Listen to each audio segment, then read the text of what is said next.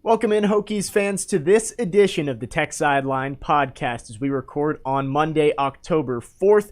Virginia Tech coming off a bye week. So on episode 196, we're going to look at where the ACC stands in the football standings through about half of the season, see where the Atlantic and the Coastal stand and who's in contention to get to the ACC championship in December. We're also going to look at a huge commitment for Virginia Tech basketball. Rodney Rice, a top 100 player in the country, commits to Virginia Tech yesterday. We'll also check on the state of the men's and women's soccer program as they have been great early on in the season. All of that and more coming up on episode 196 of the TechSideline Podcast, which starts right now.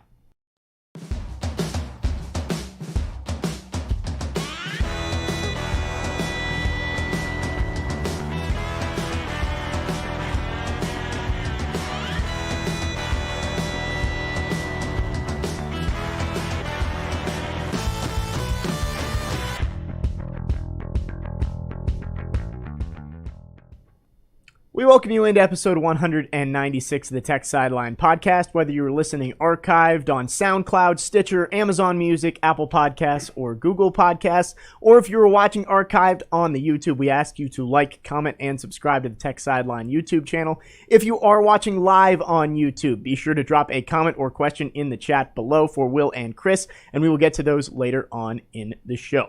We welcome you in to episode 196 of the TechSideline Podcast, as always brought to you by the Southeast Regional Training Center.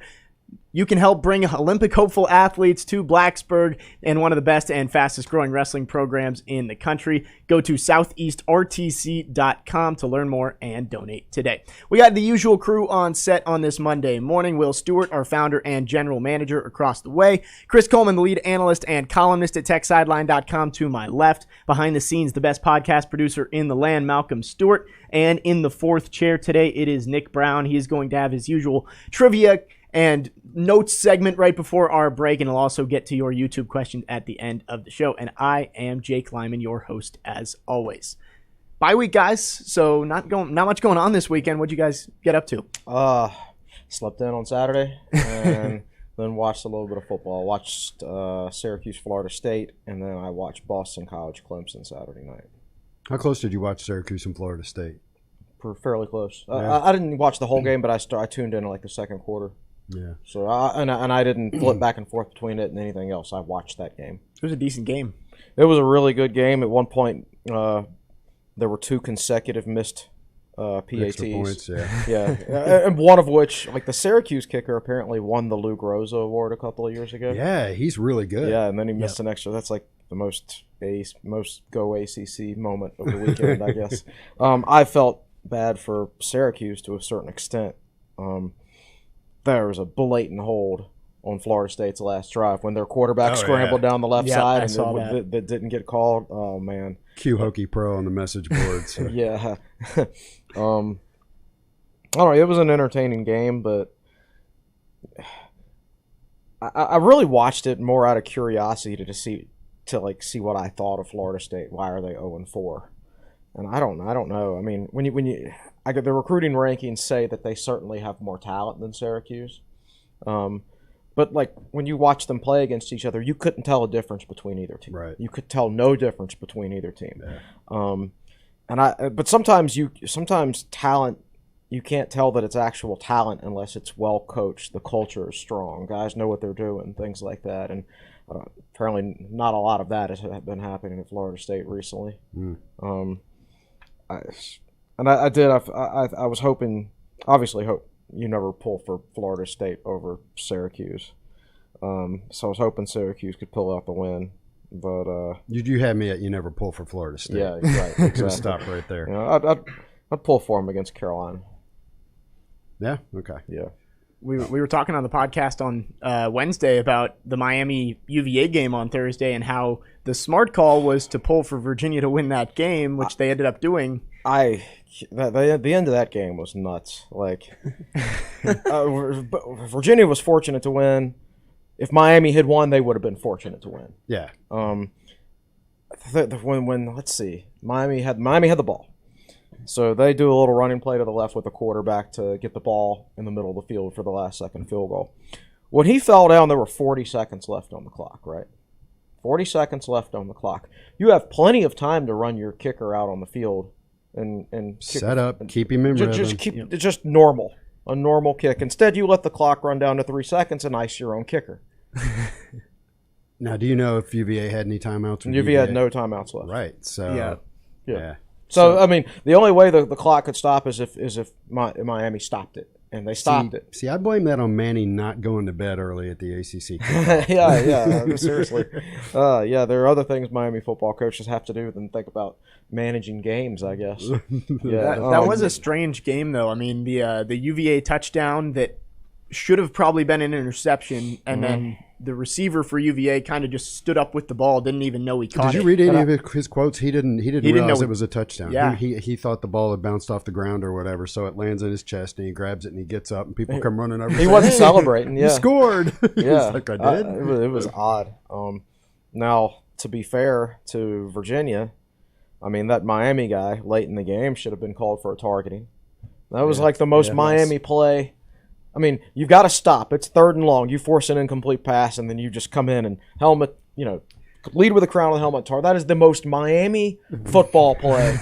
Undisciplined, in other undisciplined. words. There was no reason for it. Yeah. And it was the intent was there to see. I mean, it was clearly intent. Sometimes those targeting plays, I guess you technically can't tell whether it's intentional or not, but so you have to call them all the same. But that one by the Miami player, that was just clear. So that's the reason for the targeting rule in general. He was trying to hurt that guy.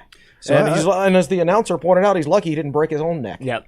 So I think in general, and tell me in the college football, you guys have watched if you agree with this.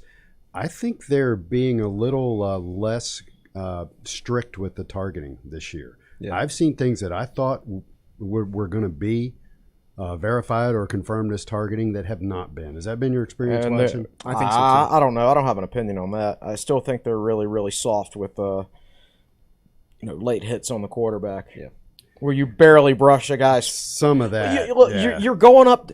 You're a defensive end. You're trained. You're coming in on the quarterback. Get your hands up, because if he throws over your head to bat it down. So you're still moving forward with your hands up. Yes, sometimes your forearm's going to brush his face mask. That's part of the game. And they're giving him 15 yards every time for that. You saw that in an NFL game yesterday. There was a lot of bad ones in the NFL yesterday. So I did see one play in a college game. I can't remember which game it was because I was doing some stuff and going back and forth, but there was a play where a quarterback was scrambling, and he got to the sideline, and it reminded me of Michael Vick in 1999, and a defender had a line on him and could have knocked him out of bounds, but he held up. What game was that? I can't remember which one. It may have been Florida State. I think it was. I think it was on that last drive. Yeah.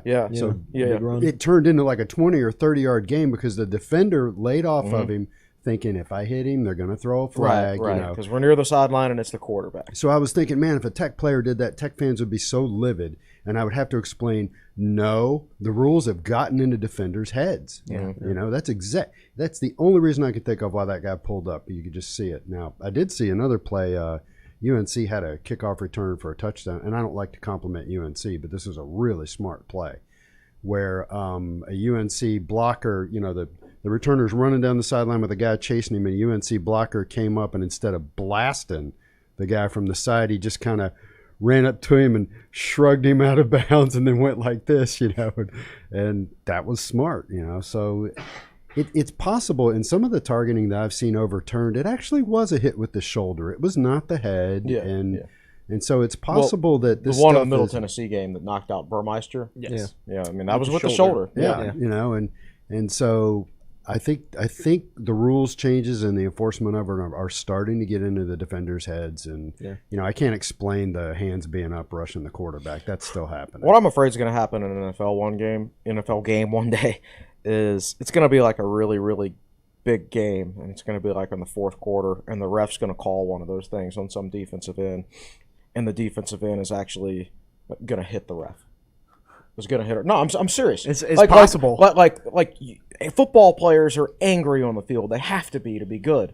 And when emotions are high, you're in the NFC Championship game or something like that, and there's 3 minutes left, and one of those calls gets made, and it gives Tom Brady a first down. Yeah. And it's going to happen one day. The one yesterday, and I'm sure we have a lot of Washington football team fans listening to the podcast. where Chase Young kind of brushed Matt Ryan's helmet Yeah. as he ran went by, by. and it was 4th down, would have ended the game, Yeah. and instead That- Atlanta that's- got a first down. That's ridiculous. Like, you go out there for 60 minutes and play the most, physical, brutal sport that you can possibly play, and then you lose the game because of that, where you accidentally barely brush a guy as you're running by him.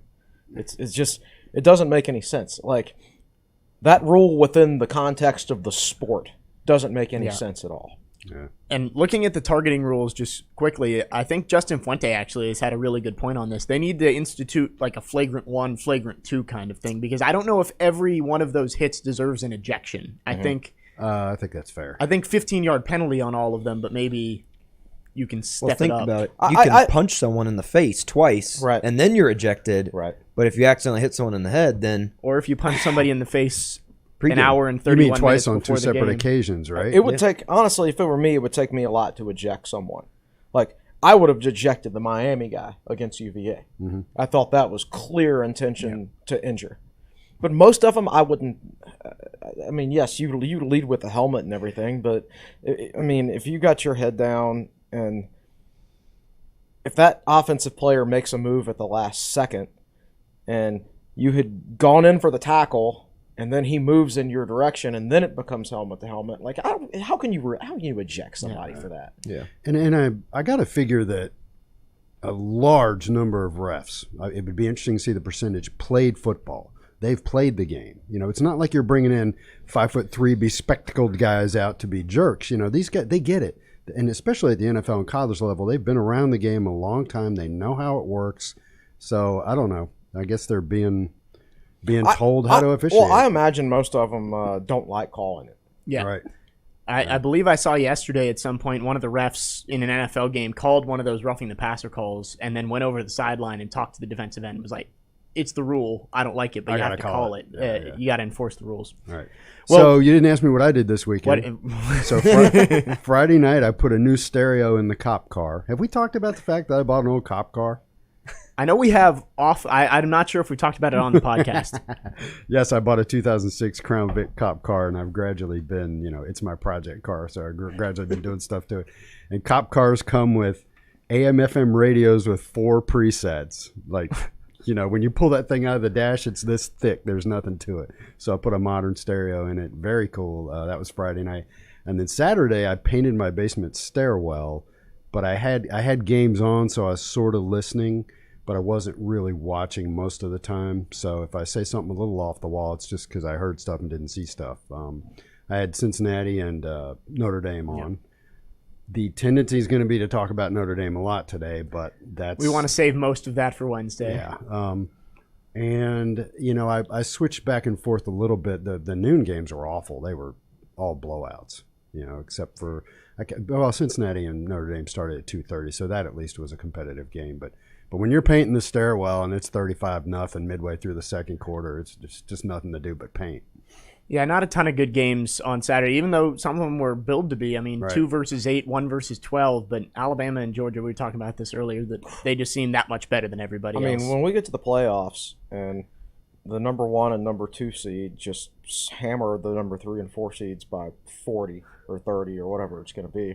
I mean, people talk about, like, a certain level of college football is separated from everybody else. Well, now this year, it honestly looks like a certain level has separated from that level. Yeah. Like, Georgia and Alabama just look so much better than everybody else to me. Yeah. Like, they would just literally flatten anybody. Georgia's defense might be the best defense I've ever seen. Yeah.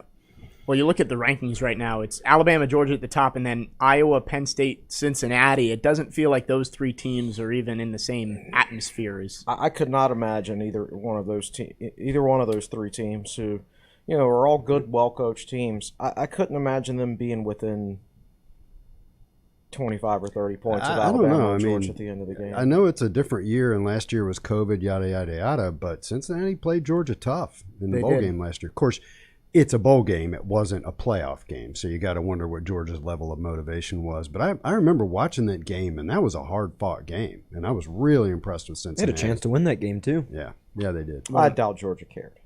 Yeah. So I mean, well, you get to a point if you're Georgia and Alabama. I mean, the only games you care about are the regular season games that get you to the playoffs and the playoffs. Yeah. Anything below a playoff game is a failure. Yeah.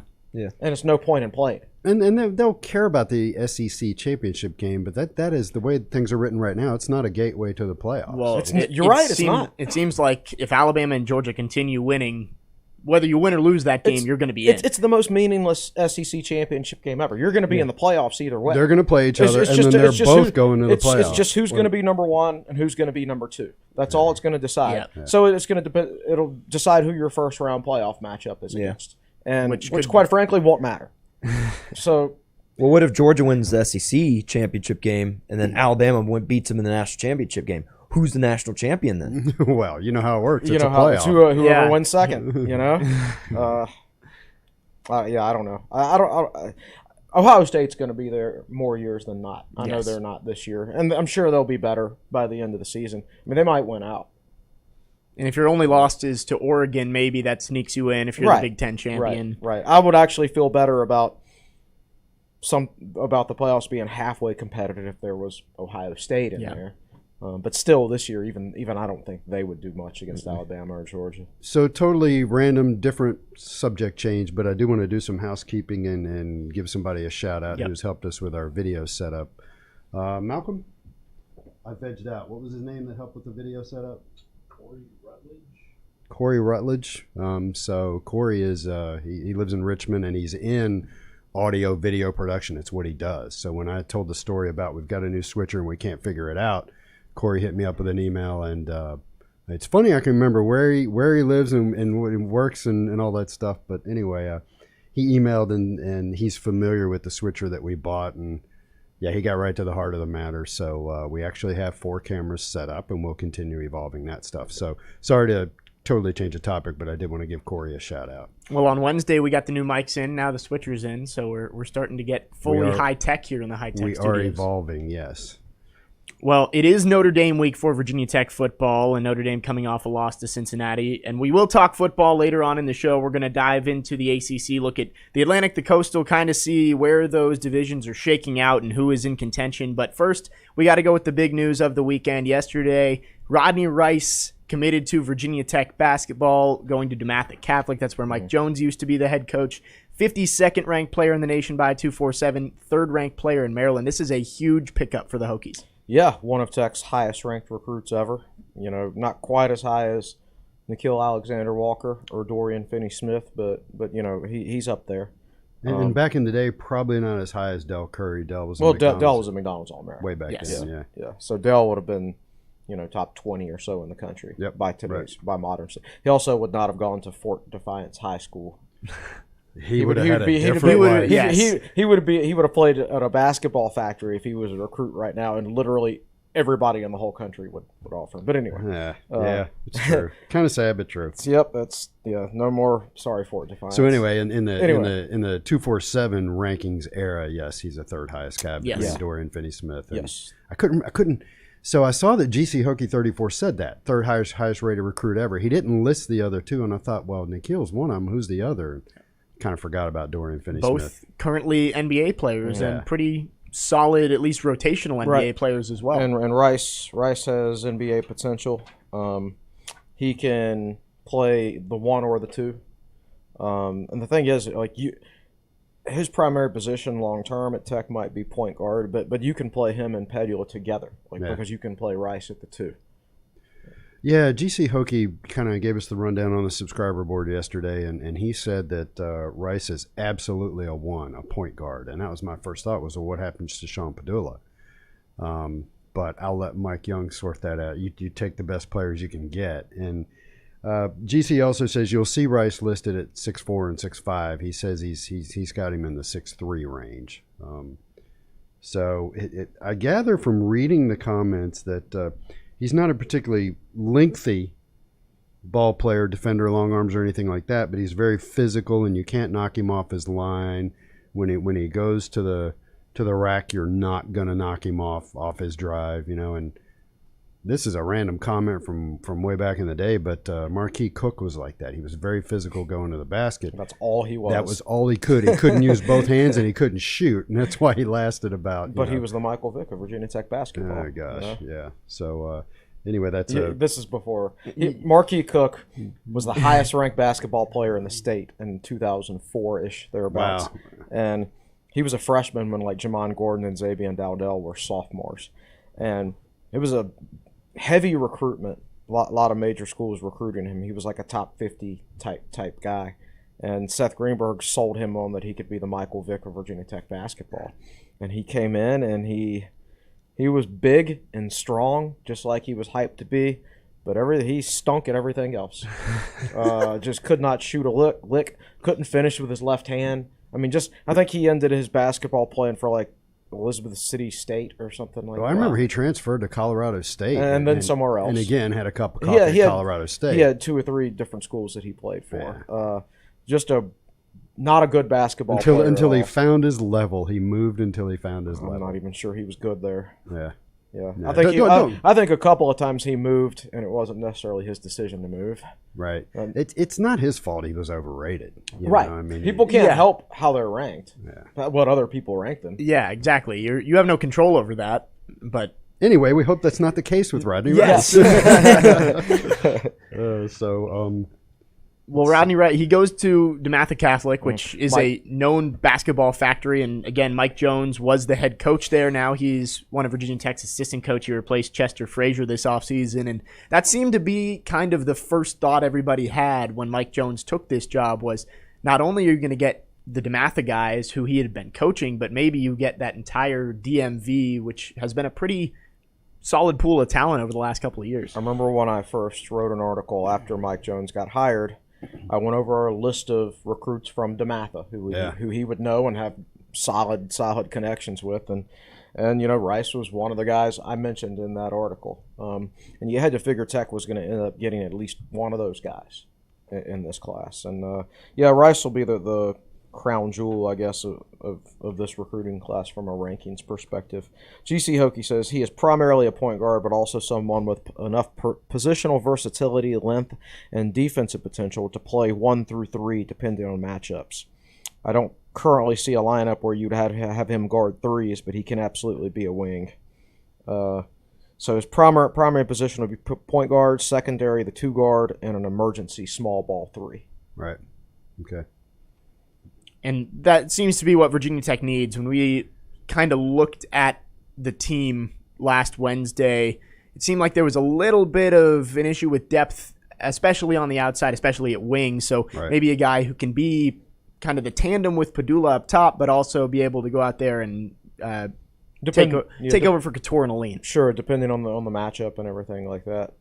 He's certainly a guy. I mean, it's interesting because I'm really, really high on Sean Padula. Yeah. And he's considered Storm Murphy 2.0.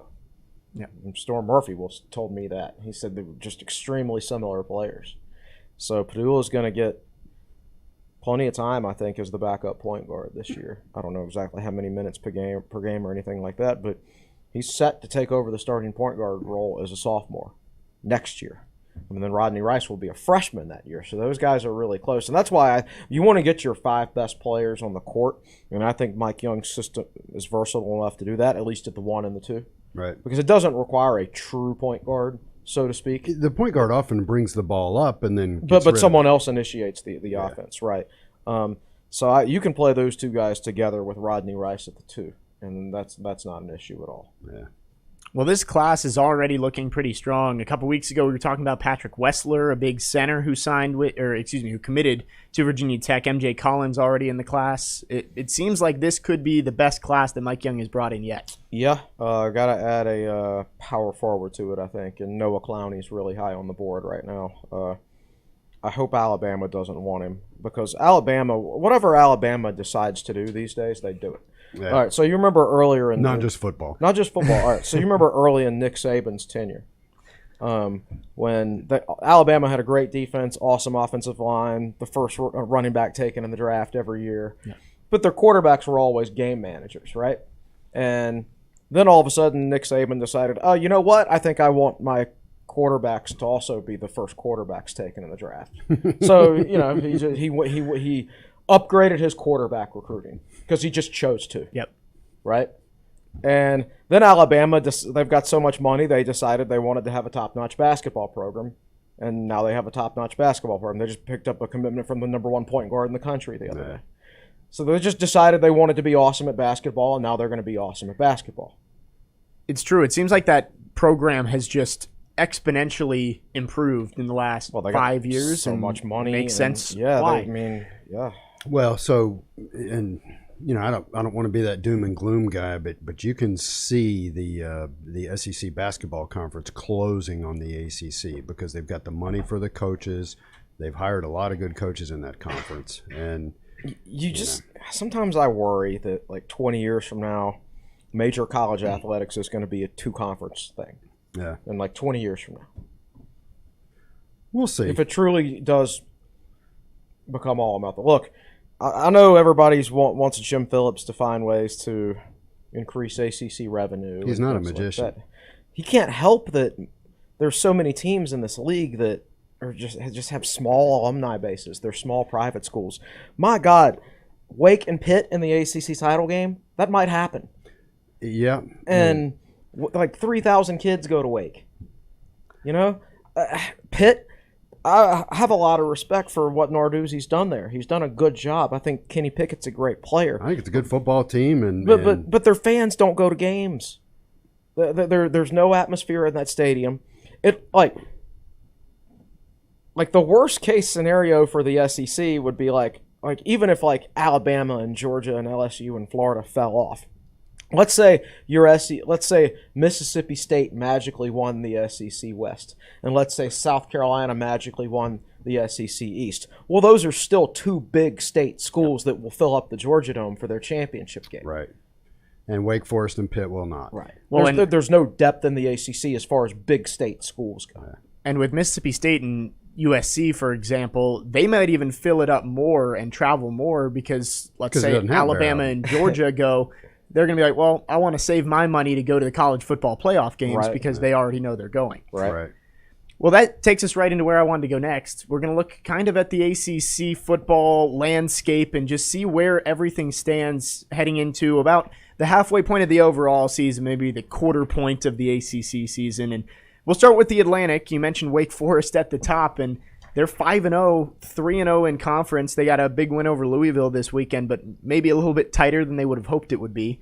And then NC State 1-0, the big win over Clemson. But it does not seem to be Clemson's conference this year. I think maybe there was a hope this week that they would finally break out of that slump, but just a 6-point win over Boston College at home? They were pretty fortunate that Dennis Grosel can't complete any passes down the field.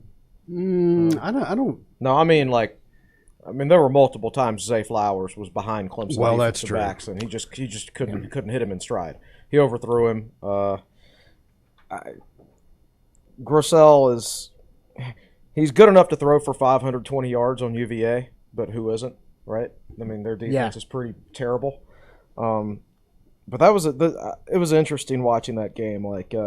Boston College didn't have the quarterback that can complete passes further than 20 yards down the field, if maybe even only 15. Whereas Clemson, their wide receivers struggle to make plays down the field. Now, the Clemson quarterback, he'll overthrow shorter throws. His bad throws come on short throws. Down the field, he's money. He puts it right on target, and it just goes right through their hands. Tim Hasselbeck was calling the game for the ACC Network, and I thought he made a really astute comment. He talked about when you throw the ball downfield in one-on-one coverage, it's called a 50-50 ball. In the past, for Clemson, that's been more like 80-20. Right. Trevor Lawrence would throw that ball downfield to Justin Ross or whoever, and he would just simply go up and beat the defender in the air for the football. And you saw them do that back shoulder throw on the 3-yard line that was perfectly thrown, and the receiver just dropped it. And there was another one down the left sideline where it was pretty good coverage, but the ball just went right through the receiver's hands. Well, and I think a guy they have not had come through for him in the limited time I've watched Clemson is Justin Ross. Yep. Did you see what happened to him the other night? Well, let's talk about the end of the NC State game. He had 2 opportunities at the end of that game. I think they were back-to-back. Clemson's last 2 plays. The first one was a contested ball in the end zone that, if I remember correctly, he got his hands on and didn't come down with it. And then the fourth down play where they threw a bit of a fade to him, I question his effort. I really do. He did. I don't know if he was being held or something, but he just didn't look like he went all out for it, which doesn't make any sense. He didn't look like he ran his route all the way through. Yeah. To me, yeah. So in addition to just not catching the football, that team is definitely less than the sum of their parts right now. Well, I just remember back to Justin Ross when he was playing. It might have been in the national championship game as a true freshman. I watched him, and the first thing I said was, that dude is going to be a top 5 pick in the NFL one day. You could just see the natural talent, but it doesn't seem like he's developed all that much. And must have been 2 back surgeries. Yeah, well, he did have the serious injury last year. He missed all of last season. And you never know, like with a back injury, just when it's just going to start hurting. Probably. And they keep those things quiet. They don't talk about it. I mean, they took him out of the game in the middle of the game the other day. Yeah. So it can flare up at any point. Yeah, I'm friends with Phil Williams, who played basketball for Tech in the '80s, and so we go way back, like that we met when we were 5 or 6 years old, and Phil was a dominant high school basketball player, and so, if I remember the details, somewhere along the line he aggravated his back in high school. So at Tech, I remember him telling me, you just, like you just said, you just never knew what your back was going to be like, so what happened to Ross the other night? I don't know. They just took him out of the game, and they didn't say why, but it probably has something to do with the back. Well, okay, all right. So that they said hit to the head. They said hit to the head. Yeah. Well, they'll say anything. Yeah. They probably don't want to make it seem like it's a serious, like maybe a re-injury. Well, back. Michael Brewer always had a back injury at Tech, and they never said anything about it. Yeah. Like I always heard, like at halftime of the Pitt game in 2014, they had to give him a pain shot in his back at halftime. Yeah. Because his back was killing him so much in the first half, and then lo and behold, he came out and threw for 150, 200 yards in the second half after he was pain-free. But yeah, you never know what kind of pain these guys are in, and those back injuries can be particularly nasty. Well, Clemson's offense, we've talked about how it obviously hasn't been up to par this year, but just look at their 3 conference games. 54 points for in 3 conference games. So that's 18 points per game, and 7 of those came in overtime against NC State. Mm-hmm. For comparison, Wake Forest has 109 points in 3 conference games. So it's bad for Clemson's offense right now. Yeah, and Dabo had been saying they were close, and I had watched some of the NC State game, but I was out talking to friends and half watching it, half talking to other people. But I watched the game by myself the other night, and the good news for Clemson is their running game improved against Boston College, and that's big for them. But the rest of their passing game is like, honestly, it's not too dissimilar from Virginia Tech's, except with a little more talent, of course. But on one play, it's the quarterback overthrowing a receiver. On the next play, it's a receiver not coming down with the ball. On the next play, it's the offensive line missing a block, and there's pressure in the backfield. It's not one thing you can point to and say, oh, that's the problem, and if we fix this, everything's going to magically start working. Sounds familiar. You're right. Yeah, I think there's multiple issues there. Now, that said, Dabo says they're close, and they do look close. Like, if those receivers would catch those balls, then everybody'd be saying, they beat Boston College by 20 is what they would have ended up doing probably. Yeah. And that would have been a perfectly acceptable result. So it's interesting. To support your point, I'm sitting here. It's one thing to talk about stats and records and things like that. So what I did, I actually printed out before we came in here, I printed out the PFF grades for the teams in the ACC. So I'm sitting here and I'm looking at a chart. I've got everybody sorted by their overall grade. Mm-hmm. But you can look at all the details. And to your point about receivers, Clemson's receiving group is rated lowest in the ACC at 56.3. Yep. Now their overall offense is let's see. Oh, look who's next. Look who's next to last. Florida State's next to last in receiving. So Clemson and Florida State, the 2 teams that recruit the best in the ACC, and seem to always have those have the best athletes, everybody right? else wanted. Yeah. Or actually have the worst receiving grades in the entire ACC. Well, they have the 2 worst offensive grades in the ACC as well. Well, excuse me. No, never mind. Wrong line. Yeah, you're right. So, State is the worst. Now, in the and Miami's 3rd from the bottom. In terms of Clemson, Florida State, and Miami are your bottom 3 teams in receiving in the ACC and overall. They are the 3 lowest graded overall teams in the ACC. Now, when we talk about recruiting better, like, I want to recruit better. I do. But, like, you absolutely have to have the culture to go along with it, man. I would venture that culture is much harder these days than it used to be. Yes. I mean, you think about it, man. Watching that Boston College game the other night, and they were without their starting quarterback, Djokovic, who's a really good player, and they certainly win that game with him. Yeah. Well, guess what? He's a Notre Dame transfer, and Notre Dame doesn't have a quarterback. They played 3 quarterbacks against Cincinnati. 2 of them threw 3 interceptions, and the other one was like 9 of 22. Like, they don't have a quarterback in South Bend. Their quarterback is in Chestnut Hill because he couldn't be patient enough to wait one more year to start. It's tough. Do you know how hard it is to these days to build that culture where guys want to stay in your program, especially quarterbacks, man. And especially with NIL now, guys aren't just going to sit on the bench when they could go somewhere else and be the guy and maybe get those endorsement deals. So let's take our own Jake Lyman here, right? So Jake came in. He's talented. He's a great recruit, but he's got to sit behind Evan Hughes. Yeah, we redshirted him, and he never hit the transfer portal. We redshirted, put him on the scout team, which is Tech Talk Live Notes. Yeah, Jack Brisson. and he put in the work on the scout team for what, 2 or 3 years? Yeah, 3 years, including the Buzz Williams regime when it was blah blah blah blah. I blah, almost blah, entered the transfer portal a few times during that. But here he is. He's in the big chair, and we're a better organization because of it. Yeah, I know, and it's I guess you'd have to ask Djokovic like one day, maybe 20 years down the line when he has some perspective. Boston College is a solid football team.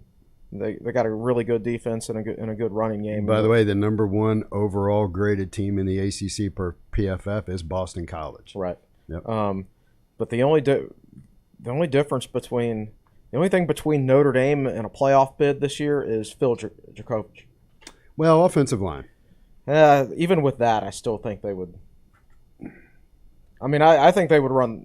They would certainly have the potential to run the table if they had him. There is such a big difference between their quarterbacks and him.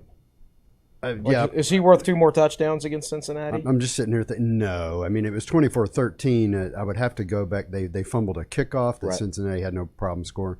But I think they also had a bad interception that Cincinnati. Right. Yeah. And so if Djokovic doesn't make that mistake. Right. And no, put on the brakes. Don't want to talk about Notre Dame right now. We'll get them Wednesday.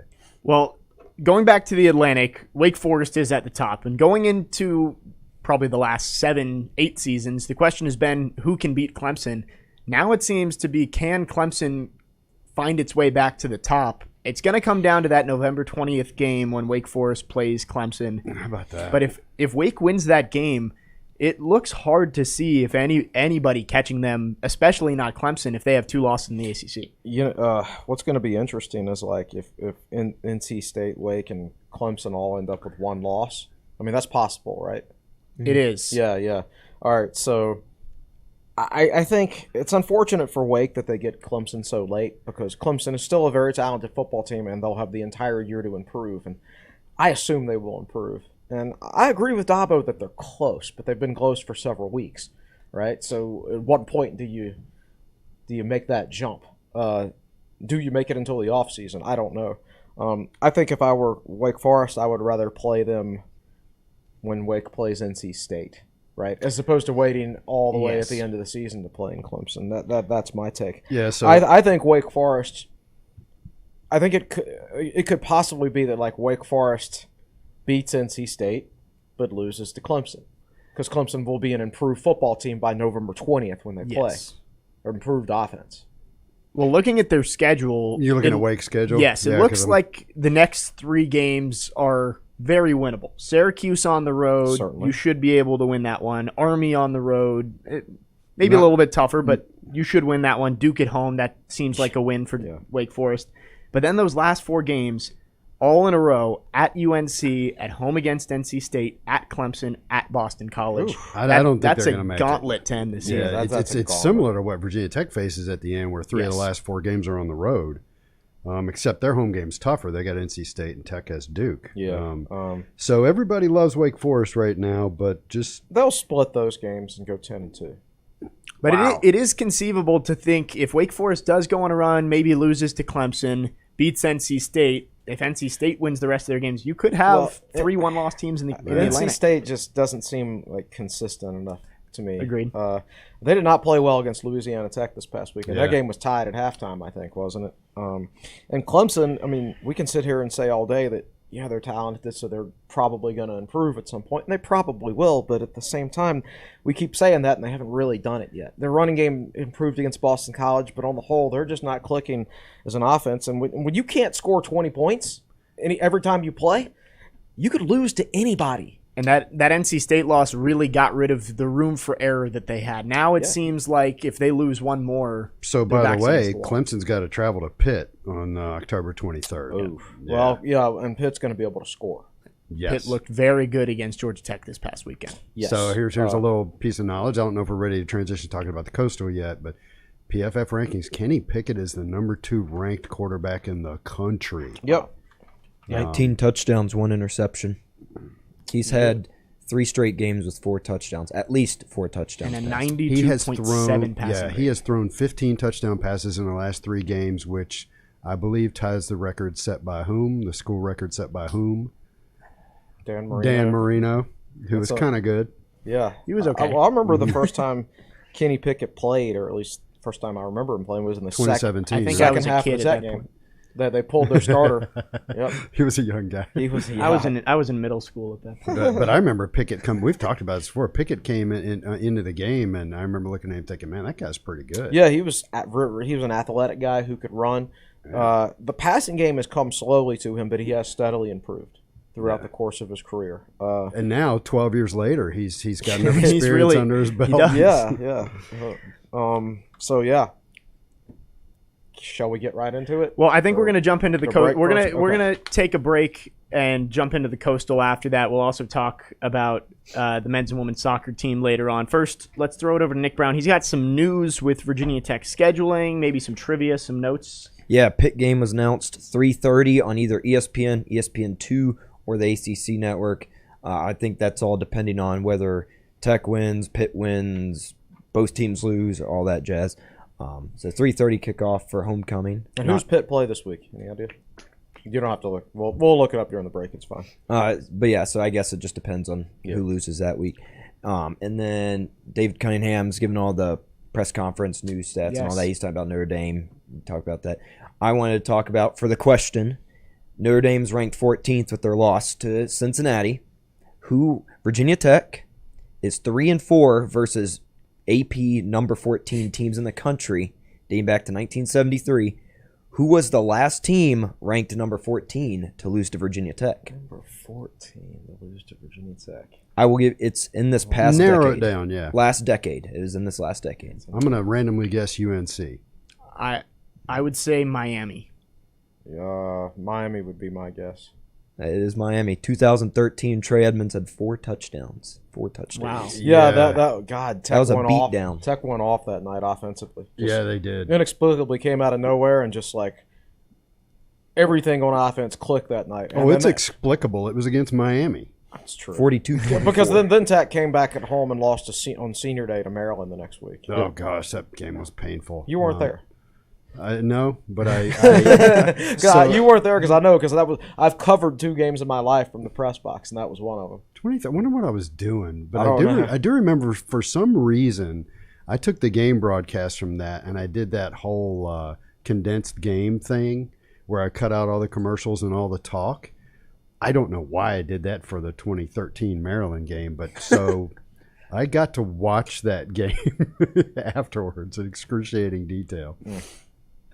Yeah, so that's the last time. Logan Thomas had 2 pass touchdowns, over 300 yards on that game. You remember Josh Stanford had a big broken tackle on the pass play. Wow. Trey Edmonds had a pass play where he just broke like 3 guys' tackles and like, that was when he was really starting to come on. Remember he went off to start the season against Alabama and had 2 100-yard games like in his first 3 games, and then he got hurt because he was the only running back that could play because they had foolishly played J.C. Coleman against Western Carolina when they shut on 2 sprained ankles. So Trey had to carry the load. And what was Trey's got injury? banged I don't up. remember. Well, first I don't remember. Ankle, I think. I don't remember what the early injury was, but he was just getting back from that early injury and starting to get into a groove later in the season.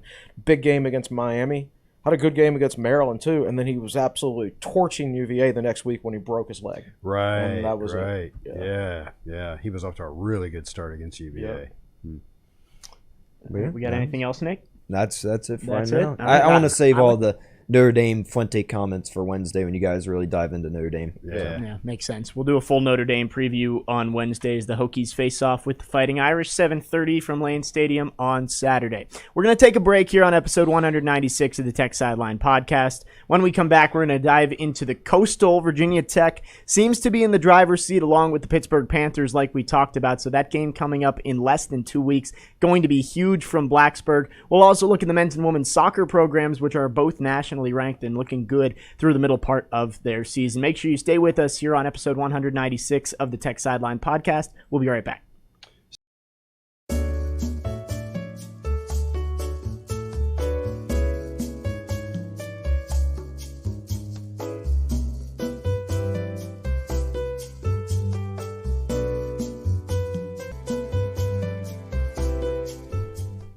We welcome you back to episode 196 of the Tech Sideline podcast, brought to you by the Southeast Regional Training Center. I'm Jake Lyman, your host. We got the full crew on set: Will Stewart, Chris Coleman, Nick Brown in our fourth chair, and Malcolm Stewart behind the scenes. We are doing a deep dive right now on the ACC landscape and where everything sits as we enter October. A lot of big games coming up over the next couple of weeks. We already went through the Atlantic with Wake Forest leading the way there, and now it's time to dive into the Coastal, where right now Virginia Tech and Pitt currently tied at the top with 1 win apiece in conference play, 1-0. And it seems like those two teams, that game on October 16th in Lane Stadium is going to be huge, as right now North Carolina, Virginia, Georgia Tech all have 2 losses, and then Duke and Miami 0-1. I think that Pitt can This is going to sound like a strange comment, but I think that Pitt can lose that game and still win the Coastal. I think if Virginia Tech loses to Pitt, they're in big trouble. Yes. As far as winning the Coastal. Because then you would need Pitt to lose twice, Right. at least. And you're Virginia Tech, and you've got that stretch at the end we talked about, which is pretty tough. So that's my take on that. By the way, we don't want to drop a home game. No. And we looked, and Pitt has a bye week. Pitt doesn't play again until they play at Virginia Tech. Yes. Yeah. Right. So Pitt, to me, is certainly right now, like, if I had to place a bet on who's going to win the Coastal right now, I'd bet Pitt. I'd bet Pitt. Because this quarterback they have is, like you said, number 2 in the country in overall PFF rating. You got to shave those gray hairs off his beard before he plays. Yeah. He's like a regular Chris Winkie out there. Yeah. And he's such a rarity. 4 or 5 years at the same school. Yeah. You know. Yeah, it does pay off. It does pay off. If people are developed properly. So. Well, and he's also had the same head coach the whole time, the same program culture. Right. Right. Well, now he's being looked at as an NFL prospect too. Yeah. So. Yeah. Absolutely. And I was a little bit surprised that he came back this year, because I think he would have been drafted after last year too. Pitt. I think right now, based on all the evidence that we have, I would say Pitt, Wake Forest, NC State, to me, are the 3 best teams in the ACC, and you could put those in whatever order you wanted to put them in. A conference would never admit to this, but like, you got to be really thinking that the ACC brass is like, oh, please, Virginia Tech beat Pitt. And, oh, somebody please beat Wake Forest, because we cannot have Wake Forest, Pitt, and Charlotte on national television. NC State and Tech would be awesome. That would be great. Yeah. There's just not enough compelling. I mean, if I'm Jim Phillips, I'm really concerned right now, because I read an article recently, and I should have researched this before I came on the air, but where basically the Miami president told the Miami athletic director, "You're on your own. We're not funding you anymore." So the school president, nobody goes to games in Miami. Yeah. They have some rich alumni, but I'm not exactly sure how much they care about donating money. So let's pump the brakes for a second. And for people who don't know how funding of college athletics works, what does that mean? Because college athletic departments, they run independently. Now, that said, universities can put money into an athletic department. Right. Yes. And I wish we had Gio here because I could ask him. Well, I don't know if he would know this sort of thing, but Syracuse has done that. They put money into their athletic department. Rutgers has done that. Man, I remember way back in the day looking at when I first started looking at financial information for college athletic departments. One year when I was researching Syracuse, they had something like $5 million worth of revenue into their women's basketball program, where everybody else is like $500,000. And I thought, what in the world is that? And somebody explained it to me. That's when the university put money in the athletic department, that's probably where they slotted it. Right. Know? So, and they counted that as revenue for right. some reason. Yeah. So because all these books can be cooked differently. But so it's so when a university president at a place like Miami says that, that's probably what he's saying. We're not transferring any funds over. Well, what that tells me is, all right, Miami's a private school, so they don't report their money situation. Right. Yeah. What that tells me is that their university has probably been propping them up for a while. Well, their football attendance is terrible. Their football attendance is terrible. And I bet the school president looks at it and looks at the fact that nobody goes to the games and said, you know what? If our fan base doesn't care about football, then why should I take this university money and put it into something that the fans don't care about? That is ominous. So I mean, Miami was the crown jewel of ACC expansion. They were. I mean, they were supposed to be. That's all the ACC cared about. They could bring anybody else. Syracuse, Boston College, Virginia Tech, whoever. As long as we get Miami, that's what we want. Yeah. And I think everybody looked at the ACC and said, okay, you got Virginia Tech and Miami on one side, and you've got Clemson and Florida State on the other side, and those are your top four teams. Yeah. And now. I don't want to use the phrase de-emphasized football, but that kind of, to me, that's how I read that article. Yeah. Is that the football program is not a priority to the university anymore. So if you need more resources for football, find it in other ways. Either increase donations, cut funding for other sports, whatever. But it's not coming from the university side of things anymore. And that for a program that, quite to be honest, hasn't been that great since ACC expansion anyway. That's pretty ominous, like you said. And I'd be concerned if I'm Jim Phillips and I'm trying to negotiate Comcast into the ACC network. And I don't know how much people, TV execs think about stuff like that. But like, what kind of product are you selling right now? It's pretty scary looking. What most people don't know or don't remember, looking at the current landscape of college athletics, is the ACC back when it expanded was distributing more money per team per school than any conference. Mm-hmm. They were distributing it. If I remember the numbers correctly, it was high 20 millions, low 30s, 30 millions. And then the SEC network got launched, Big Ten network got launched, right. ESPN really got behind those two conferences. Some things just kind of started to take root, and now they're fourth or fifth. Yeah. And so... And the gulf between first and second and everybody else is just... is enormous. And so when the ACC expanded and did that, it was just... I remember being really excited to be in that conference. Mm-hmm. Now, there were some warning signs, like when they put the championship game down in Jacksonville or Tampa or whatever it was, And I think we kind of knew that John Swofford didn't really know how to run a football conference. But at the time that it expanded and went to 11 teams and then 12 in 2004 and 2005, the future was really bright, and it just doesn't – we're getting way off topic here, but it's kind of scary right now. Yeah, it kind of is. And obviously – Clemson being awesome and making the playoffs every year props everything up to a certain extent. Well, it's not happening this year. Well, so by the way, folks, we forgot to say this. There are two ranked teams in the ACC right now. Yep. Wake Forest is number 19 and NC State's number 23, and that's it. And it's absolutely fine for NC State to be the 23rd ranked team in the country. That's where they belong. I mean, that's a big state school. The population of the Raleigh-Durham area has basically doubled over the last 20 years. So NC State should be a strong program, in my opinion. They're an in-state school, and there's a lot of talent in that area. and the demographics favor them with the increase of population over the last couple of decades. They favor NC State big time, and UNC to a certain extent because they're right there too. So I have no issue at all with North Carolina State being 23rd in the country, but they should be the 4th highest ranked team in the ACC or something like that instead of the 2nd highest. Yeah. Behind Wake. No, I mean, right. And we were talking about the top 4 schools in the ACC during expansion, of Miami, Virginia Tech on one side, and Clemson and Florida State on the other. And those 4 teams are not ranked right now. Right. They're not ranked in the top 25.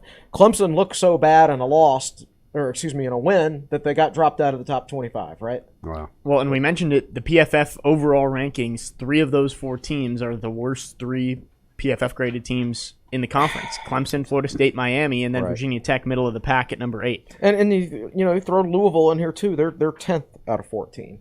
Wow. And they should be better than they are.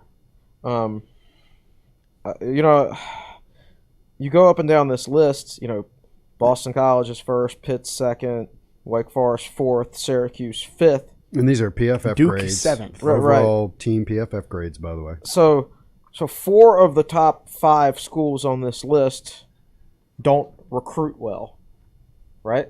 Yeah. So it's so much more about culture and player development than anything else, in my opinion. Well, looking back at the Coastal standings right now, Duke 0-1, but the way that Duke has played, we've kind of talked about this. We don't think Duke will be a factor in the Coastal. No. Didn't they play I think they played North Carolina Central. Yeah. Now, there are certain FCS teams you can play that are underfunded FCS teams that are more like Division II teams that you can play to pad your stats. They'll pad your grading to a certain extent. Miami did that with Central Connecticut State, and the fact that Miami's still dead last after playing Central Connecticut State.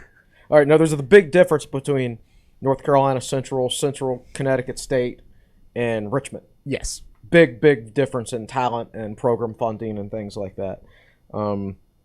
So I think Duke's stats are padded to a certain extent because of that. But They also played Kansas. Oh, and they played Kansas. Yeah, that helps. And they beat Northwestern as well. Something's off about Northwestern. Somebody smoked them this Nebraska. Northwestern had 5 turnovers in that game. Yeah, so Northwestern. And Duke still only beat them by 7. Yes. Well, and Duke lost 38-7 to North Carolina this week, so didn't look good in their first ACC game. We mentioned Miami at the beginning of the show, lost on that missed field goal on Thursday night against Virginia. Well, the middle is so tight here. If you look at the pure overall grades, Carolina's 6th with an 84.8, and Georgia Tech is 10th. Georgia Tech and Louisville are tied for 10th with an 83.1. 81.3. 81.3, sorry. My dyslexia is getting me today. Clemson 4 points lower than Georgia Tech. I know. But it's 6 teams in here within 3 points of each other. Yes. So there's still a lot of football. So hopefully you're able to follow because we're kind of going back and forth between where they are in the standings and where they are in the PFF We read too much on grades. here that people can't see. Yes. Yeah. We really need to turn this into a flat-out TV show and start putting graphics. Have graphics up. Yeah, I know. Yeah. We're working towards it. Well, in the middle of the Coastal standings, North Carolina, Virginia, Georgia Tech all have 2 losses. That's going to be really tough for any of those teams to North dig Carolina, out of that Virginia, hole. and Georgia Tech all have 2 losses. All have 2 losses. That's a big deal. It is. And North Carolina has already played 4 conference games, so they're kind of running out of time They still got to play Pitt. They still got to play Wake Forest, right? And they still well, the Wake Forest game no longer a conference game. We talked about that. So yeah. All right. So they still got to play Pitt, and they still got to play NC State. Yes. So their chances are really slim. Yes, with and 2 losses. I don't think Georgia Tech can maintain any level of excellence. They're 1-2. Yeah, and Georgia Tech had the one big win against North Carolina, but did not look good against Pitt this weekend. Gave up 52 points, 42 in the first half. Virginia kept their heads above water, but they've lost 2. They're a chip shot field goal being missed from being 0-3 in the conference. It's just the likelihood of them winning out. They appear to be a quarterback, and that's about it. Because we're talking about PFF ratings, and Kenny Pickett's number 2 in the country. Well, Brennan Armstrong is currently the Number 4 graded quarterback in Right. the entire country. So they have a quarterback. I like a couple of their individual players on defense, Yeah. but overall their defense isn't good. Just don't think they have much team speed, as usual the case Right. at UVA. But, I mean, and Miami's 0-1, and you honestly expect Miami to win 7 straight games? Nope. No. So I mean, this is coming. So it's Pitt and Virginia It's Pitt and Tech. Virginia it's what Tech it is looks- kind of really the what point it I'm looks trying like to. me. Yes. Yeah. So that game on October 16th, 16th, yeah. that might decide it. When it comes down to the end, that could be the deciding factor. Or it would certainly put Virginia Tech in a very good position with tiebreakers over both UNC and Pitt. Yeah. Well, and I think there's a lot of excitement towards this Notre Dame game. A win against Notre Dame at home in prime time. Everybody's excited for the possibility of that, but I think people need to realize that you should probably rather trade a win against Pitt than a win against Notre Dame. Yes. But yes, from a conference ranking standpoint, from a perception standpoint, Exactly. No, the problem is if it'll look bad if Virginia Tech beats Notre Dame and loses to Pitt, just because of the names of the schools, right? But like Pitt is better than Notre Dame, in my opinion. Yeah. Like I honestly, yeah. I mean, Yeah. I haven't 100% decided, but right now I'm probably picking Tech to beat Notre Dame. And then I'll probably pick them to lose to Pitt. Not because I think, oh, that's just Virginia Tech, they're going to play down to their competition. No, it's because I think Pitt is better than Notre Dame. Yeah. Well, Pitt this season has put up 262 points in 5 games. That can't be right. Is that right? I mean, that's what's printed on. No, they put up like 70 or something against New Hampshire. So 262 points. The next closest team overall, and this is including non-conference games, 192, and that's Wake. So 70 points up. This is a team with a really good offense that Really good the Hokies are going to have trouble keeping up with. Notre Dame, not so much. You look at a lot of their games. I mean, they scored, I want to say, 13 points against Cincinnati this week. Mm-hmm. And then the week before, they were down 13-10 to Wisconsin before getting a kick return Wisconsin touchdown. Kind of gave everything away. Kick return to 'em. touchdown and 2 pick sixes. I think they got outgained like 131 to 50 in the fourth quarter, but scored 31 points in the fourth quarter off of turnovers.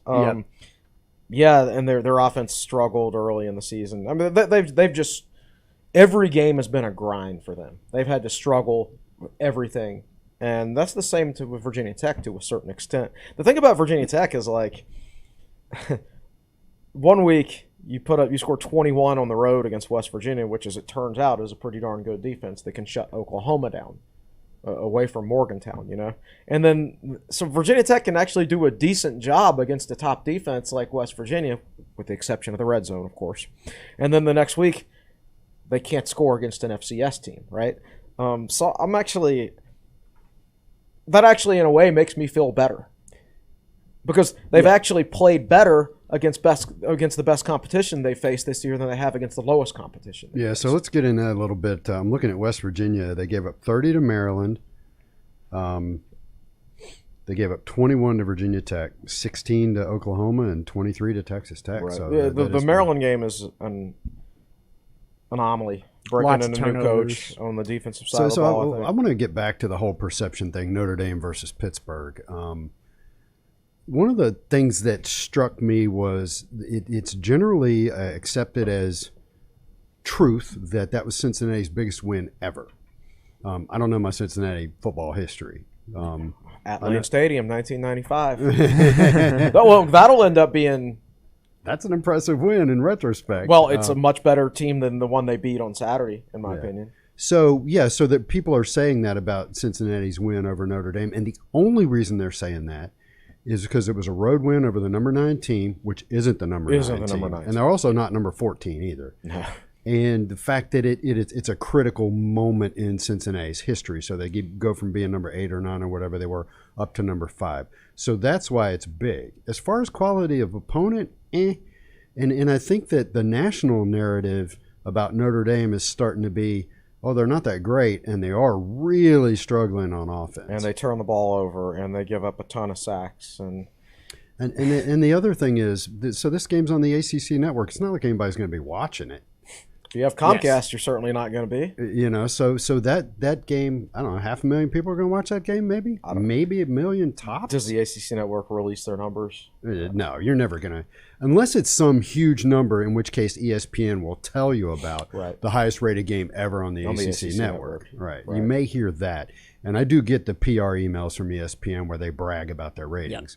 But it's always where they're telling you some Big Ten team or SEC team or some combination has gotten between 4 and 8 million viewers for a show. They love to brag about that stuff, but they're unlikely to brag about an ACC network game that gets maybe 1 million viewers. Well, and just looking at these next two matchups, it seems like Notre Dame is just a much better matchup for Virginia Tech and not a high-powered offense. I agree with that. Now, I also don't think Pitt will roll into Lane Stadium and score 40-some points like they've been doing to everybody else. Tech has a much better defense than the teams they've faced so far. The biggest one of the biggest challenges with Pitt is that you really have to stay disciplined. Kenny Pickett's really good about breaking the pocket and keeping his eyes downfield and throwing darts. Yeah. You know, that's the biggest challenge that they face. So, but Tech's got some good cover corners, so we'll see. Yeah. Well, these are going to be two big games for Virginia Tech, back-to-back weekends in Lane Stadium. We're going to have a full Notre Dame preview on Wednesday on the podcast, and then next week, obviously, Pitt week. Before we get into YouTube questions, quickly I want to hit on the two soccer programs for Virginia Tech because we haven't talked about them at all this season, but both of them are quietly making a run. Men's soccer ranked 11th in the country this week. Women's soccer 19th in the country. Men's soccer earlier this season beating the number 1 team in the country, defending national champions Marshall. Women's soccer ties against Duke and UNC, both games they could have won. So maybe a possible run in the postseason for both of these programs in 2021. And the men's team beat UVA too. They did. They haven't lost since September 11th. I think it's interesting that you look at the men's program and see that they lost the number 1 pick in the MLS Super Draft. Yes. This past winter, and they're still able to be probably. But they'll be top 10 team at some point this, certainly in the RPI, I'm sure. I believe after beating Marshall, they might have been top 5. Yeah. So I think that just shows that the program itself is really strong. This program has depth and it's been built up over time. Their facilities are good. It's fun to go to a game in Thompson. Crowds are big. Yeah, the crowds are big. The setting is really nice. I think McComas is the background, and then the sun sets over McComas. It's really beautiful, and so I think they have a lot going for both their programs right now. They both look like NCAA tournament teams for sure, and you never know. You get the right matchups, you can make a run. So for those, sorry to interrupt, but people that don't follow soccer, and I don't follow it closely, so this would have been my thought. Oh, yeah, but if I pull up Tech's 11th, but if I pull up the rankings, I'll see 5 ACC teams ahead of them. That's not accurate. So looking at the rankings, Duke is ranked 4th. Marshall's still 5th, by the way, even with the loss to Virginia Tech. And Virginia Tech is the second highest ranked ACC team at 11th. And continuing to scroll down, you see Louisville 14, Pitt 16. But if you looked at the RPI, then you'd see 5 ACC teams. Yes, because those strength of schedules that they play are just ridiculous every single year. So I know it's a ranking thing versus an actual quality of team thing. Right. Well, Mike Brizendine has just done a great job with that program. I mean, you mentioned Danny Pereira, number 1 overall pick in the Super Draft. Christo Strickler, another draft pick. Yeah, both of those guys. There were 2 draft picks last year. They both leave, and this team is still a top 10 team, beating the number 1 team in the country. He has a lot of depth coming in over and over. Yeah, there's certainly the program itself gets stronger on a year by year basis. I think it's such a shame that because of COVID, it's almost like Pereira wasn't even here. It's true. It would have been like if COVID had hit during the Michael Vick era. The Khalil Herbert effect. Right. Did he really play for Tech? Right. I saw him on television. I think I saw him on television one time. Yeah. But imagine if COVID had hit with Michael Vick and he would have played here for 1 year or something like that, and then declared for the draft, and you're like, oh, that was fun. We barely got to know you. Or you could do it with Caleb Farley. Virginia Tech, you got the real Caleb Farley for 10 games at Virginia Tech, and that's it. So the Michael Vick thing, I don't know if your average Tech fan thinks about this sort of thing, but he was a thing here for 16 months. That was it. That's it. Yeah. He played against JMU, and then 16 months later, he declared for the draft and was gone. and the ripple effects 20 years later, 21, 22 years later, but he was here. He was a thing for 16 months. That was it. And Danny Pereira, again, maybe one of the most talented athletes to come through Virginia Tech in the last couple decades, but it almost seemed like it snuck up on people that he was the number 1 overall pick. It was like, oh, he was on the team. Oh, we had somebody that good? Well, looking at the women's program, they've got a pretty talented player as well, Emily Gray. She has 9 goals this season, and the woman already. She's normally assists. Didn't she lead the country in assists? She led the, I want to say she led the conference in assists. I'm not sure about the country, but she has 9 goals, 4 assists, and the women's soccer team went over a ranked South Carolina team, beat NC State at home, and then ties against UNC and Duke. But against UNC, they led 2-0 with 8 minutes left in the game, and Carolina scored 2 late goals. But that's a team that they continue to play good competition and at least hold their own. Well, yeah, they show they can go toe-to-toe with anybody on a week-to-week basis. And that's another program that's grown steadily through the years. So, yeah, I mean, for programs like that, like, you know, your schedule is going to be difficult all the way through, and then you're going to get to the NCAA tournament, and it's going to be about matchups and luck, to be honest with you. That's kind of, you know, there's always a luck factor to soccer. You can go out there and completely dominate a game, possession, shots, everything. And lose 1-0. Right, exactly. That's I remember when the women made the Final Four. Do you remember how long ago that was? Oh, I don't remember how long ago it was. 5 or 6 years ago, maybe 6, 7, maybe. I believe they played Florida State. They played Florida State. They lost to Florida State. And Tech hit the crossbar. Well, they hit the crossbar twice, I think. Florida State also hit the crossbar once, and theirs kind of glanced down and went in. And ours bounced off and went up. That was the difference in Virginia Tech playing for a national championship. Yep. So doing the whole ranking thing, it is that way over on the women's side. Florida State's number 1 in the country.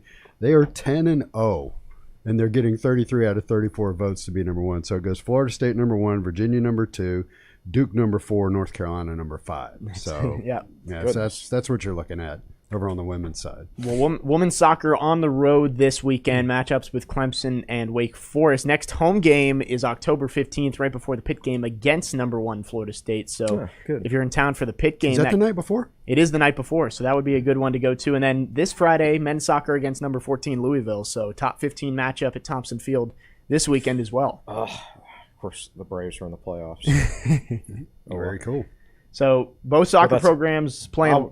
I'm saying that would be a perfect one to go to. It would be. But yeah. Louisville good as well, and men's soccer, again, has not lost since September 11th, so almost a month. Wow. So they're due. So the men are playing Friday night? Friday night against number 14 Louisville at Thompson Field.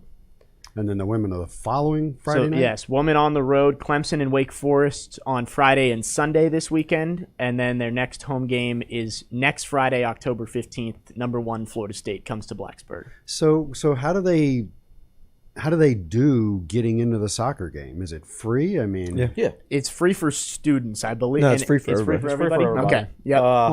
What happens if too many people show up? It should not be. Look, if I had to pay to get in to watch my high school baseball team in high school, then it should cost $5 to get into a Virginia Tech soccer game. That's a high-quality product. It costs a lot of money to maintain, quite frankly. Yes. So, well, if you hype up, Friday night before Notre Dame, come see the men play number 14 Louisville, and then next weekend before the Pittsburgh game, come see the women play number 1 Florida State.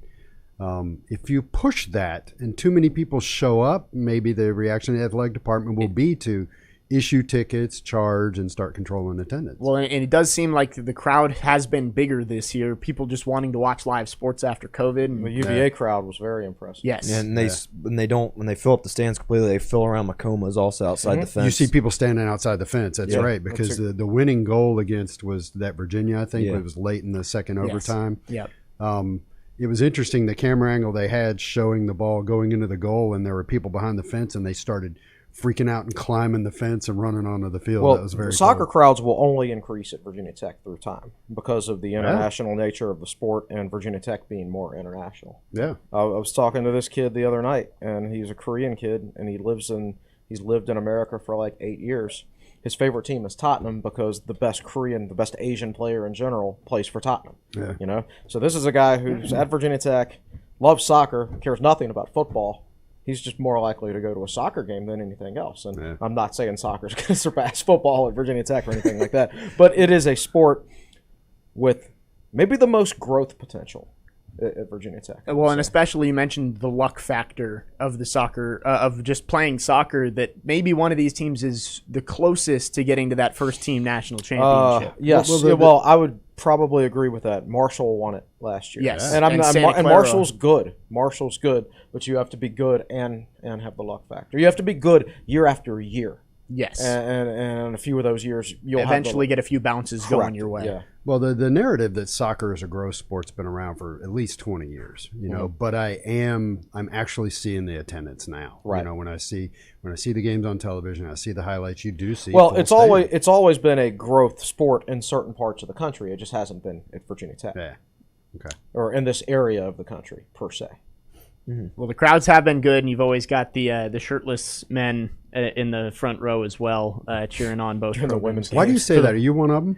No. So I called the NC State Tech women's game 2 weeks ago, and NC State's head coach in our call, he specifically pointed them out. He said that we scheduled a scrimmage against West Virginia in the preseason just to get ready for Blacksburg because it's a rowdy environment and you've got the shirtless guys in the front row. Man, I got to go. They heckle hard, West too. Virginia and Virginia Tech, cut from the same cloth, right? That's how they prepare for Blacksburg by going to West Virginia. Well, no, their Virginia Tech fans cringing. They played West Virginia at Thompson Field. So they scrimmaged at Thompson Field in August. Okay. So that was what he wanted to get them accustomed to playing at Thompson Field and all of that. So, okay. All right. Well, I think it's a good time to get into our YouTube questions. Nick, any good ones in the chat today? Yeah. First, a stat by Mr. Scott Glessner. He had a big one last week as well. The weird stat of the day from Mr. Glessner is Virginia Tech's opening drives. Football has ended in a score. Virginia Tech is 16-6, 9-4 if it's a touchdown. But if they turn it over on that opening drive, they are 6-1 and have won the last 6 games. And there's no football coach ever made who would say, you know what, it's better to turn that ball over. Braxton, go out there, throw an interception. Should we just have Braxton do an arm punt on the first play of the game? So if we fumble or throw a pick on the first drive, I'll remember that. Yes! You'll see one guy in section 33 going, yeah, we're going to win now. Make it 7 in a row. That's a good one. Anyways, best question I found today, Benjamin, I hope I'm saying this last name right, Agner. Regardless of whether Fuente stays, significant changes will be needed. Recruiting-wise, what would a Mike Jones hire be like for Virginia Tech? Oh, boy. Lauren Johnson. Not even that. Football and basketball recruiting's apples and oranges. There's really only one or two. DeMatha's a national level. These basketball players move around so much nationally, even in high school, that you can't really compare. IMG. Yeah. Football, you've really just got IMG Academy, and that's about it. Yeah. Maybe Bishop Gorman. Yeah. I mean, just so. And some of the westerns like De La Salle, places like that, but they're way out. Yeah. So I don't think there is an equivalent. Because DeMatha gets basketball players. Yes, a lot of them are from the Mid-Atlantic region, but they're not necessarily exclusive to that. Yeah. And it's not like Lauren Johnson at Highland Springs. It's not like he's getting all the 757 players and a bunch of Northern Virginia players and all the top players from Richmond and just putting them together in this one super school. It's a regular school. Yeah. It's a regular public school. So I honestly don't think there is an equivalent. Like he would maybe be the most equivalent, but at this point, where's he going to coach? I mean, you're going to fire Ryan Smith to put him on the staff? I mean, if you hire Lauren Johnson, he's the DB's coach. I heard Bishop Sycamore's coach is looking for it. Probably the only analog I can think of is Mike Smith at Hampton back in the 90s. A lot of players were transferring into Hampton, but that was from that actual 757 area. It wasn't like it was the entire It wasn't state. a national level school, right? That's really the only. That's the only good big one. that I have. All right, perfect. We're running a little bit long today, anyway. So Yeah. I think that'll do it for episode 196 of the Tech Sideline podcast. It is Notre Dame week, though, and we're going to have a full Notre Dame preview on Wednesday on the podcast. And what's coming up on TechSideline.com, Chris? I've got Brandon Patterson. Well, he's already written it, and I'll edit it and post it this afternoon. But an article on, we've talked about how like Brock Hoffman and Luke Tenuta have struggled despite having so much experience on the offensive line. So he's written a little bit of an article about the offensive line play, and I'll have that posted later today. So that's number one. And then after that, it'll basically be a regular game week. Great. We got preview coming up Wednesday, I assume. Yep. Yeah, and sorry to disappoint folks, but I think I'm going to skip Monday thoughts today because I haven't spent 1 minute thinking about. Because he has no thoughts. I have no thoughts today. I could sit here and talk about the same stuff we just talked about. See, I figured you wouldn't write one. That's why I scheduled Brandon for today. Sweet. Perfect. I love it when a plan comes together. Plenty of good content on TechSideline.com. And again, want to mention student memberships are free right now. Yes. So if you are a student at Virginia Tech watching, make sure you jump on that, get all this great content from the guys here on set, and as well as David Cunningham, who is at the Justin Fuente press conference. Working double today because right after Justin Fuente is Mike Young and 3 basketball players. Yeah, so that's also what's coming up on TechSideline this week is a lot of stuff coming out of those 2 press conferences. Yeah, basketball content coming up again November 9th, a little over a month away. And basketball media, ACC Media Day for basketball is tomorrow. Wow. So busy week. And we are sending David and David's to that. going. Unfortunately, Virginia Tech has also scheduled their football players to be interviewed tomorrow while David's going to be in. Oh, really? I thought they were going to. Oh, no. Remember, we talked about that last week. We didn't know whether it was going to be Tuesday or Wednesday. Well, guess what? It turned out to be Tuesday. Well, we may have to figure out somebody to send. Yeah, maybe. Looking around the Someone's room. in attendance. All right, well, that will do it for episode 196 of the Tech Sideline podcast. We looked at the Rodney Rice commitment to Virginia Tech basketball. We also checked on the ACC football landscape, where the Atlantic and Coastal stand, and who is in the driver's seat for that ACC championship in December. Looked at the men's and women's soccer team and how well they've been doing early on, and we'll have a full Notre Dame preview on Wednesday on the Tech Sideline podcast. Want to thank everybody on set. Will Stewart, across the way, founder and general manager of TechSideline.com. You can find him at Will Stewart TSL on Twitter. Chris Coleman, the lead analyst and columnist for Tech Sideline. He is at Chris Coleman TSL on Twitter. Malcolm Stewart always does a great job behind the scenes. And Nick Brown, some great comments. Good trivia again in the 4th chair today. Want to thank him as well. And I'm Jake Lyman, your host. Want to wish you a great start to the week, Hokies fans. We'll see you later on.